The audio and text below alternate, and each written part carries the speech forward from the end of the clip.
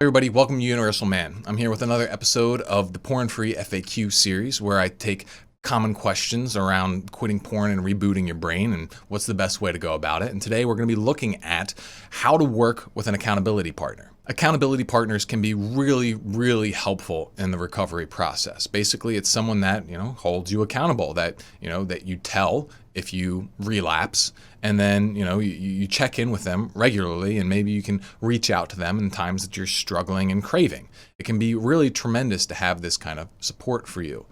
Now, the most common practice is to get an accountability partner with someone else who's also going through this process.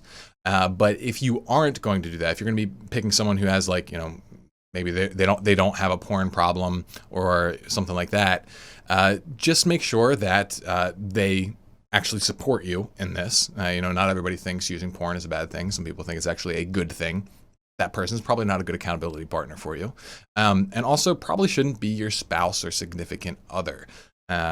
See my rebooting and relationships video on that if you want to understand why, but usually it's just not a great dynamic. So the first question I get is, what's the best place to get an accountability partner? I would say the best places are the places where you find the best information, so that person likely has a similar mindset and toolbox to you.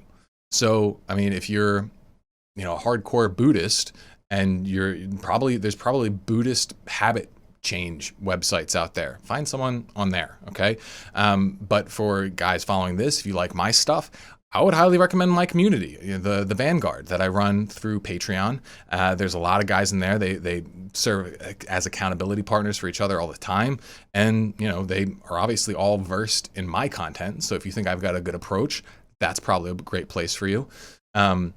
Nofap.com is a really good one. They actually have a tool designed to help you find accountability partners. I remember when I went through it, I actually used the Nofap subreddit, which I wouldn't necessarily recommend, but it worked for me. And in my conversation, my discourse back and forth with that person, that's where I first started developing content, because I was trying to share what I saw and learned with them, and I realized, hey, I gotta share this with more people. And then obviously there's church groups. There's Sexaholics Anonymous it's hit or miss. It can be really fantastic. Depends on the people involved usually. There's a bunch of places you can go, but just go somewhere where you feel comfortable and you feel like your thoughts are relatively aligned with the people that are there, and ask someone. So here's some tips for actually engaging in the relationship. All right. One is that you want to stay in contact, check in with each other at least once a week, if not more. Sometimes it can be better to do it more. And make sure you talk to each other. Explain what you're going through, where you're at, where your head's at, and try and offer support. Be friends to each other, right? Provide inspiration, provide feedback. I wouldn't necessarily recommend being pushy. Don't assume that you've got it all figured out and that what's working for you is perfectly going to work for them. Obviously offer what's working for you, but don't be pushy, because sometimes there are more variables than you can see going on, and just let them know that you're there for them. But probably the most important thing that you can do with your accountability partner is to make sure that whenever either one of you slips, that together you work to figure out what you did wrong and what you can do better next time. Because usually there's some chain of events, right? There's some sort of emotional thing involved. Make sure you figure out what it was, and make sure how you would handle it better next time. So, if you got stressed out because, you got into a fight with your spouse, well, talk about make sure that if it's them who fails, make sure that you try and push them to figure out how they could better respond to a fight with their spouse in the future. Maybe it means that they got to talk, or they have to journal, or get their thoughts down, or something like that. If it's for you, well, you should be doing that anyway, especially if you follow my stuff and you look at the things I say about how you need to learn from relapse and how that's the most important thing. Well, it is. So that should be the foundation of your work with your accountability partner. Not just checking in, but having someone there as a sounding board to help you work through some of the junk that's causing you to fail. And it's so much easier to do that with someone, especially if they're good at asking questions and listening.